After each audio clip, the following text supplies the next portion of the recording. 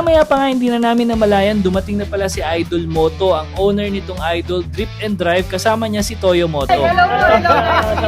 Welcome Hello po, mga electric motorcycles na gamit namin. Pwede ba kita? Opo, pwede po. Medyo natuwa ako sa naging daloy ng kwentuhan namin ni Idol Moto at hindi ko ina-expect na maya-maya bigla niyang sasabihin Alam to. mo kung ano nagustuhan ko? Ikaw. Yan! Ay!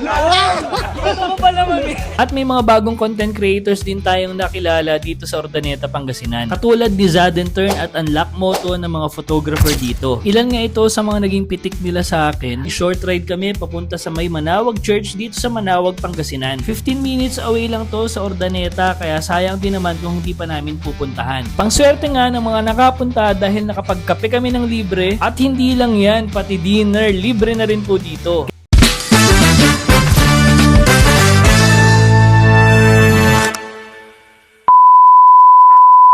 At ito na nga ang aming ganap ngayon sa NXT Local Ride Series. Thursday ng umaga ay pupunta kami sa NXT Urdaneta. Paglabas namin ng Camellia Homes, nakakatuwa naman yung mga gwardiya dahil sabay-sabay silang tumayo at sumaludo at bumati sa amin. Pagdating naman namin sa NXT Urdaneta, sinalubong tayo ni Daddy J TV at dumating na rin si Sir Charles TV na taga dito sa Pangasinan. Pagkatapos nakita namin yung Tri-Venture na ginagamit ng manager dito ng NXT. At dahil meron akong bagong sticker ay nagdikit na rin ako dito para updated yung stickers dito. Dumating na nga rin pala si Sir Joel Mascareñas o kilala bilang Immortal na taga Tarlac. Sa pag-ikot ko dito sa loob ng NXT Urdaneta, nakita ko meron palang mga bagong dating na NXT Storm XR may Voltaris, at meron na nga rin sila dito ng e-bike na may pedal kagaya ng ZP at RevoFall. Gusto ko nga rin magpasalamat sa Crafty Kay Creation nang dahil sa kanila nakakapagbigay tayo ng mga quality na keychain sa ating mga followers. At dahil ang NXT Local Ride Series ay patungkol sa test ride, syempre hindi dyan mawawala yung mga taong interesadong matesting at maride yung mga iba't ibang units ni NXT na electric motorcycles. Syempre kahit meron ako mga naging review ng naging riding experience ko sa mga iba't ibang test units ni NXT, iba pa rin talaga kapag ikaw mismo yung nakaranas kung gaano kasarap imaneho ang electric motorcycle. At speaking of masarap imaneho, sinubukan naming mag-drive dito sa Urdaneta Bypass Road na sobrang lawak naman talaga ng kalsada. Dinala namin lahat ng units at kita nyo naman lahat nag-enjoy sa pagharurot. L3 category o electric motorcycles na po itong mga gamit namin, kaya make sure may lisensya at naka-helmet po kayo pag magmamaneho nito. Shoutout nga po pala sa mga tricycle drivers dito sa tapat ng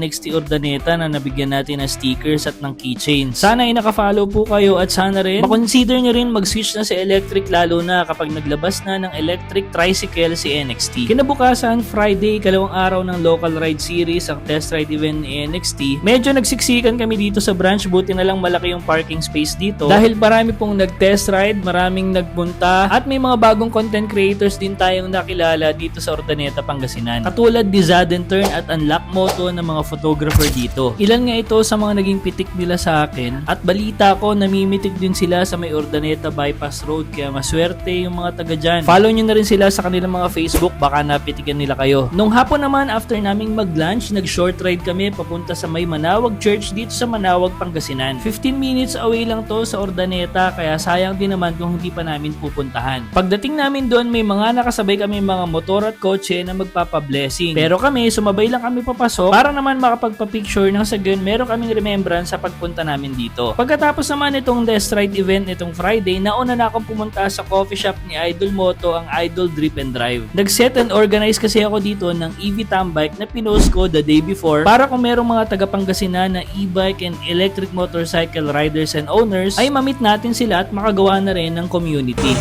Guys, nandito na tayo sa Idol Drip and Drive. Ayan, nag-tambike tayo dito. At kita nyo naman, waiting pa kami sa ibang darating. Sana may dumating pa. Pero ayan, puro electric yan. Ayan, let's go. Ayan si What Speed. Hi. Si Unknown Motovlog. Ayan si Daddy J TV. Pasa. Yan. At si Teng Motoventure. Ayan, si RRE Bike Nation. Ayan. Si Biyaheng E-Bike. Yo, what's up? Sir Idol. Sir Joel Mascareñas. May sticker na si Sir Teng ngayon. Ito. Oo nga, no? Inunahan mo pa kaming magdikit ng sticker, oh. Ang swerte nga ng mga nakapunta dahil nakapagkape kami ng libre at hindi lang yan, pati dinner libre na rin po dito. Kaya abang-abang sa susunod kung saan kami mag-EV tambike. Malay nyo sa susunod sa inyo naman. At malay nyo may pa free drinks and snacks din. Maya-maya pa nga hindi na namin namalayan, dumating na pala si Idol Moto, ang owner nitong Idol Drip and Drive, kasama niya si Toyo Moto. Hello po, hello. Welcome Hello po, mga electric motorcycles yung gamit namin. Pwede ba kita? Opo, pwede po. Noong gabi kasing nag-post ako na nag-set ako ng EV tambike sa coffee shop ni Idol Moto na Idol Drip and Drive. Nag-comment siya doon at sabi niya makikitambike daw siya, kaya ito, tamang interview na rin siya at tamang kwento na lang din tayo kung ano yung gamit nating electric motorcycle. Masyado mo ako pinapabili ba? Inverted front shocks po. Naka-crash guard na po, nakayan na sila guys. Eto stock na to? Stock na po. Ito po, na tataas pa ba yan? Medyo natuwa ako sa naging daloy ng kwentuhan namin ni Idol Moto at hindi ko ina-expect na maya-maya bigla niyang sasabihin Alam to. mo kung ano nagustuhan ko? Ikaw. Yan! Ay! Ito mo pala, mami. Nakakakaba, nakakaalis. Alam mo kung ano nagustuhan ko? Ikaw. Yan! Ay! Ang ganda na. Tapos stock horn dito.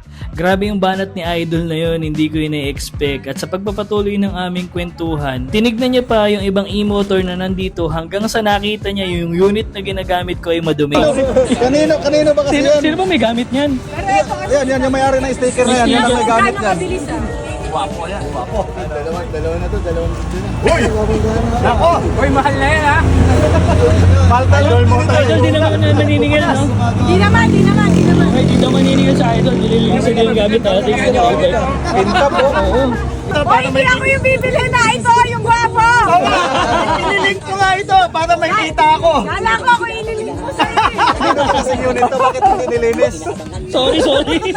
Sorry, pasensya na. Pero sinadya ko talaga eh. Kasi alam mo si Idol maglilinis. Maraming salamat po. Thank you po. Thank you po. Napaka-solid ng gabing ito. Hindi planado yung EV tambike, biglaan lang. Pero ang sarap sa pakiramdam na malamang may mga taong nakaka-appreciate sa electric motorcycles. At kinabukasan, last day ng test ride sa NXT Urdaneta, nakakita tayo dito ng tunay na Vespa at tinabihan natin ito ng NXT Porto. At kita nyo naman, halos magkapareha sila. Marami pa nga ring dumating para mag-test ride ng NXT units at syempre hindi natin pinalampas na babigyan sila ng stickers at keychains kasi kung ito man yung una't huling makita ko sila, at least maalala nila ako. Hanggang dito na lang mga ka-electric. Kung umabot ka sa part ng video na ito, huwag kalimutang mag-follow, like, and share para updated ka sa mga posts at upload ko. This is Eviahe Moto, ang inyong lakwachero at galang e-bike rider. Ride safe, keep safe mga ka-Eviahe. Kaibiyahe mo